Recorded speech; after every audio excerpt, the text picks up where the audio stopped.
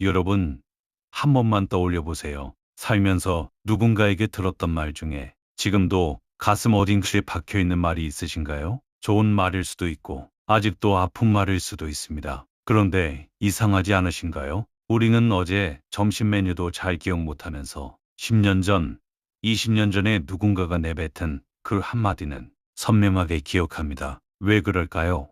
오늘 보만 스님의 이야기를 들으면서 그 질문의 답을 찾아가 보려 합니다. 스님은 이렇게 말씀하셨습니다. 말은 기술이 아니라 상대를 향한 태도다. 이 한 문장 안에 우리가 평생 관계에서 헤매는 이유가 다 들어 있습니다. 오늘 이 영상을 끝까지 보시면 여러분은 더 이상 어떻게 말해야 하나를 고민하지 않으실 겁니다. 대신 어떤 마음으로 말해야 하나를 생각하게 되실 거예요. 무슨 얘기일까요? 자, 지금부터 시작합니다. 우리는 어릴 때부터 이런 말을 들으며 자랐습니다. 말을 잘해야 한다. 논리 있게 말해라. 발표를 잘해야 사회에서 성공한다. 그래서인지 많은 분들이 말을 잘하기 위해 정말 많은 노력을 합니다. 스피치 학원을 다니고 유튜브에서 말하기 강의를 찾아보고 거울 앞에서 발음 연습을 하고, 그런데 이상합니다. 말을 배우면 배울수록 오히려 대화가 더 어색해지는 경험을 하신 분 계신가요? 분명히 논리적으로 말했는데 상대방 표정이 굳어버리고 틀린 말 하나 없이 조언을 했는데 그 사람이 오히려 상처받고 떠나버리고, 왜 그럴까요?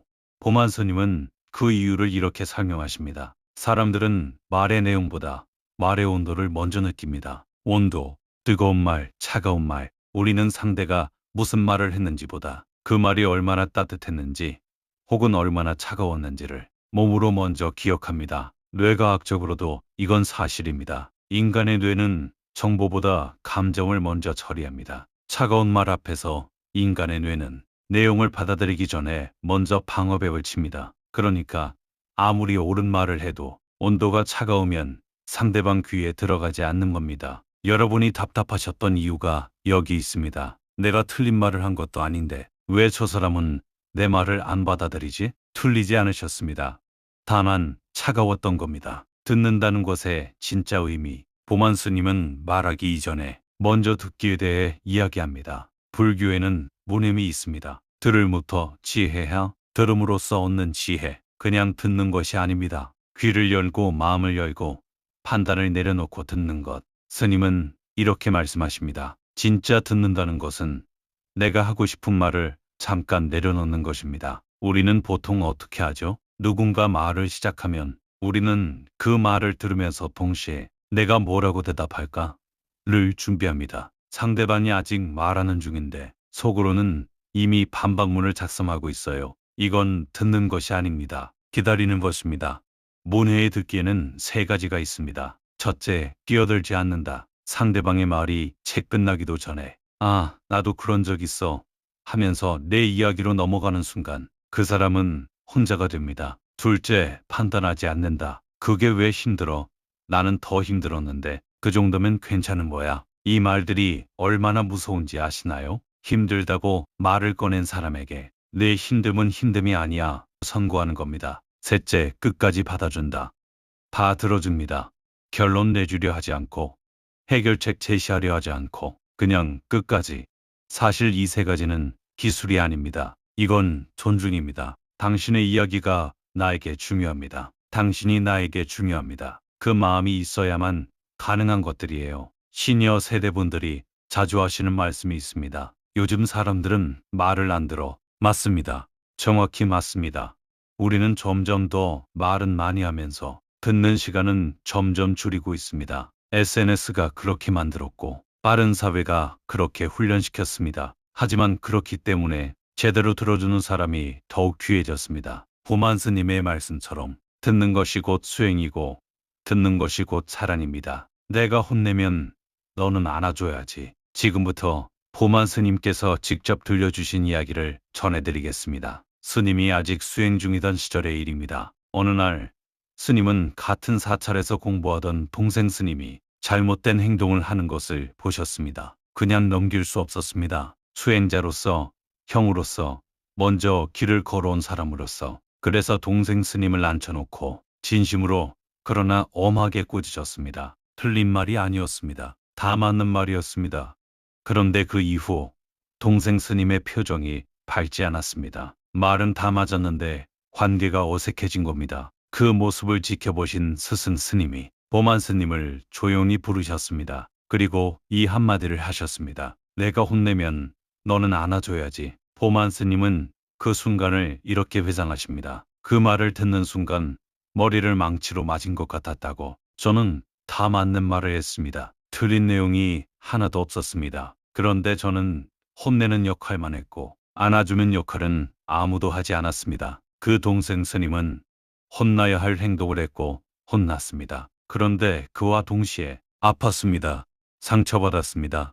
그리고 그 아픔을 아무도 받아주지 않았습니다. 스승님의 말씀 속에는 깊은 진리가 담겨 있습니다. 사람은 아플 때 논리가 아니라 위로를 원합니다. 네가 잘못했어. 말이 맞더라도 그 말을 듣는 순간 사람은 아픕니다. 그 아픔 앞에서 따뜻한 손 하나가 없으면 그 사람은 그 공간에서 혼자가 됩니다. 그리고 혼자가 된 사람은 결국 그 관계를 기억할 때 아픔만 기억합니다. 맞는 말을 한 당신이 아니라 혼자 두었던 그 차가움을 기억합니다. 스승님의 한마디는 단순한 조언이 아니었습니다. 이건 관계의 룰입니다. 누군가를 바로잡고 싶다면 바로잡는 것과 동시에 감싸주어야 합니다. 가르치려 한다면 가르침 뒤에 따뜻함이 있어야 합니다. 그렇지 않으면 그 말은 전달되지 않습니다. 상처만 남습니다.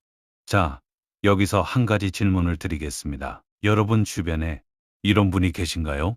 진심으로 걱정해서 해주는 말인데 들을 때마다 왠지 힘이 빠지는 분. 틀린 말을 하는 것도 아닌데 그분이랑 이야기하고 나면 왠지 작아지는 느낌이 드는, 아마 그분의 말에는 온기가 빠져 있을 겁니다. 내가 맞으니까 내가 받아들여야 해. 그 마음이 은연중에 전해지고 있는 거예요. 그리고 어쩌면 우리 자신도 누군가에게 그런 사람이었을 수 있습니다. 구업, 부담 기울이는 방식. 불교에는 업, 카르마라는 개념이 있습니다. 우리가 행하는 모든 행위는 반드시 결과를 남긴다는 가르침입니다. 몸으로 짓는 업, 신업, 생각으로 짓는 업, 의업, 그리고 말로 짓는 업, 구업. 보만 스님은 이 세 가지 중에서 구업이 가장 빠르고 가장 강력하게 쌓인다고 하십니다. 왜일까요? 몸으로 저지르는 잘못은 기회가 많지 않습니다. 생각은 마음속에 머물기 때문에 상대방이 모를 수 있습니다. 그런데 말은 다릅니다. 말은 하루에도 수백 번 나옵니다. 생각보다 빠르게, 때로는 생각도 없이 나옵니다. 그리고 한 번 나간 말은 다시 돌아오지 않습니다. 스님은 구업에는 네 가지 종류가 있다고 하십니다. 첫째, 거짓말 망언하. 없는 것을 있다 하고 있는 것을 없다 하는 말. 둘째, 이간질하는 말 양설라. 이 사람 앞에서 저 사람 흉보고 저 사람 앞에서 이 사람 흉보는 말. 셋째, 거친 말 않고 상대를 깎아내리고 무시하고 욕하는 말. 넷째, 쓸데없이 흘리는 말. 기어, 의미 없이 흘러나오는 가볍고 저속한 말들. 이 네 가지는 모두 결국 관계를 무너뜨립니다. 한번 생각해 보세요. 친한 친구와 10년을 함께 했어도 술자리에서 내뱉은 말 한마디에 관계가 끝나버리는 경우를 보셨죠? 직장에서 싸운 편판이 회의 중 내뱉은 말 한마디로 무너지는 걸 보셨죠? 이게 구업의 무서움입니다. 10년이 한마디에 무너집니다. 그런데 더 무서운 건 우리가 그 말을 아무렇지 않게 한다는 겁니다. 그냥 한 말인데 뭘 그래? 농담이었잖아. 다들 하는 말 아니야? 이렇게 생각하는 순간 어부님이 쌓이고 있습니다. 보만 스님은 이렇게 말씀하십니다. 나이 들수록 말이 더 중요해집니다. 젊을 때는 행동이 많습니다. 뭔가를 하고 만들고 이루는 것으로 관계를 만들죠. 하지만 나이가 들면 몸이 할 수 있는 것이 줄어듭니다. 그러면 결국 남는 건 말입니다. 그 말이 따뜻하면 사람들이 곁에 있고 싶어집니다. 그 말이 차가우면 아무도 곁에 있고 싶지 않아집니다. 아무리 좋은 것을 해주어도 말이 차가우면 기억되지 않습니다. 우리는 무엇을 받았는가 보다 어떻게 대우받았는가를 기억합니다. 말 잘하는 사람의 비밀. 여기서 정말 중요한 이야기를 하나 드리겠습니다. 보만 스님은 말씀하십니다. 진심이 없으면 아무리 잘 말해도 안 먹힙니다. 우리 주변에 말을 참 잘한다고 느껴지는 사람들이 있습니다. 유창하지 않아도 말이 많지 않아도 그 사람이 하는 말은 왠지 믿어지고 그 사람이랑 이야기하면 마음이 편해지는. 반대로 말은 청산유수인데 왠지 그 말이 마음에 안 남는 사람도 있습니다. 그 차이가 뭔지 아세요? 진심입니다.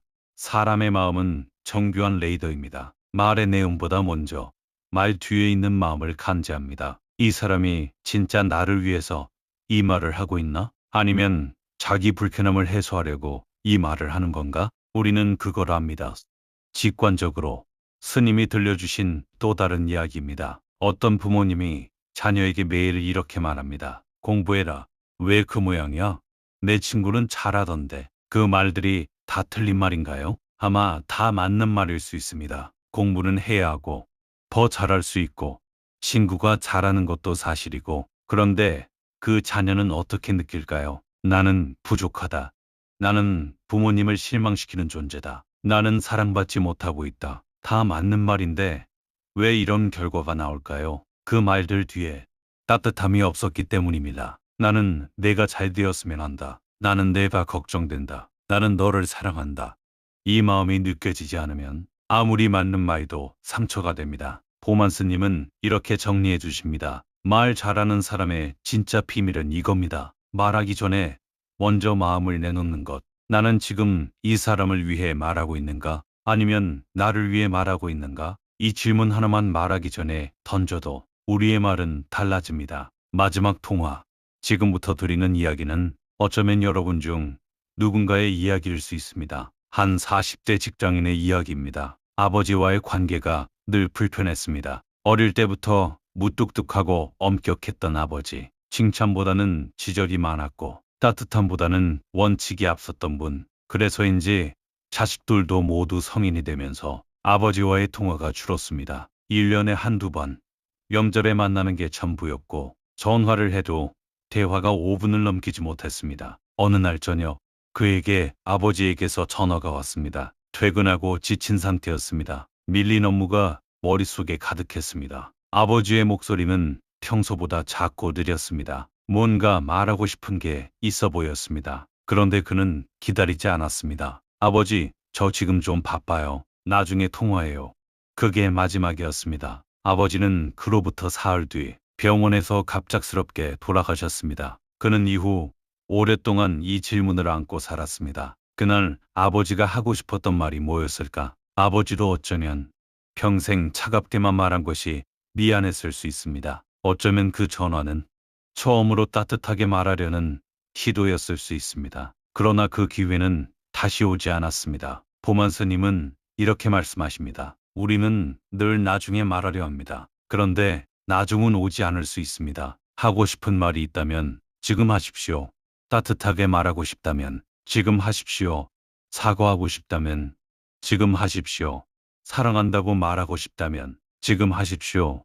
말을 아끼는 것이 미덕인 줄 알았는데 때로는 말을 아끼는 것이 후회가 됩니다. 오늘부터 바꿀 수 있는 것들. 자, 그렇다면 우리가 오늘부터 당장 바꿀 수 있는 것은 무엇일까요? 보만스님의 가르침을 바탕으로 세 가지를 말씀드리겠습니다. 첫 번째, 말이 안 통할 때 더 크게 말하지 마세요. 자녀가, 배우자가, 직원이 말을 안 듣는다고 느껴질 때 우리는 본능적으로 더 강하게, 더 크게, 더 여러 번 말합니다. 그런데 이건 역효과입니다. 목소리를 높이면 상대방의 방어벽도 높아집니다. 대신 이렇게 해보세요. 한 발짝 물러서고 목소리를 낮추세요. 그리고 먼저 물어보세요. 요즘 어때? 힘든 거 있어? 이 한마디가 10번의 설득보다 강합니다. 두 번째, 조언하기 전에 먼저 위로하세요. 누군가 힘들다고 털어놓을 때 우리는 너무 빨리 해결책으로 달려갑니다. 그럼 이렇게 해봐. 그건 내가 이렇게 하면 됐잖아. 그 마음은 좋습니다. 그런데 그 사람이 지금 원하는 건 해결책이 아닐 수 있습니다. 먼저 이렇게 말해보세요. 그랬구나. 많이 힘들었겠다.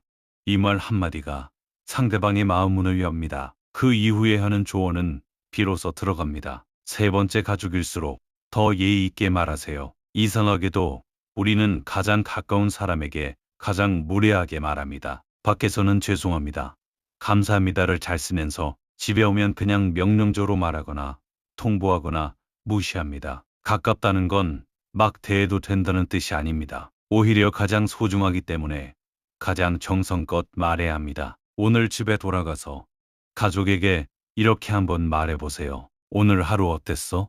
그리고 끝까지 들어주세요. 그것만으로도 오늘 여러분의 말은 달라진 겁니다. 가만 여운. 보만 스님의 이야기를 정리하겠습니다. 말은 기술이 아닙니다. 태도입니다.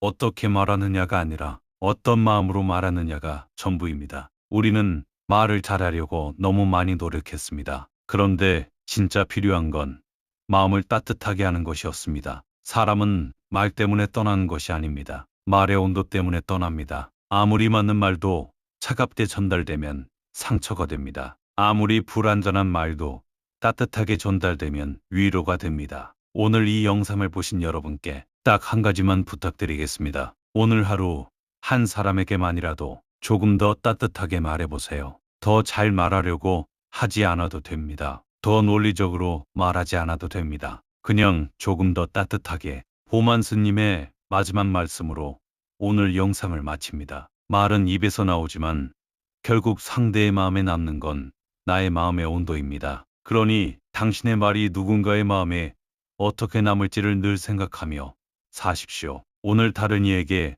나의 말로 상처를 주지는 않았는지, 나의 말이 그 사람의 희망을 꺾진 않았는지 돌아보십시오. 오늘도 함께 해주셔서 감사합니다. 이 영상이 마음에 닿으셨다면 좋아요와 구독으로 편하게 만나실 수 있습니다. 그리고 주변에 한 분께 공유해주세요. 여러분의 공유가 누군가에게 오늘의 위로가 될 수 있습니다. 부처님은 늘 당신과 함께 하십니다. 오늘도 부처님의 가피로 평안한 날 되세요. 다음 영상에서 또 만나겠습니다.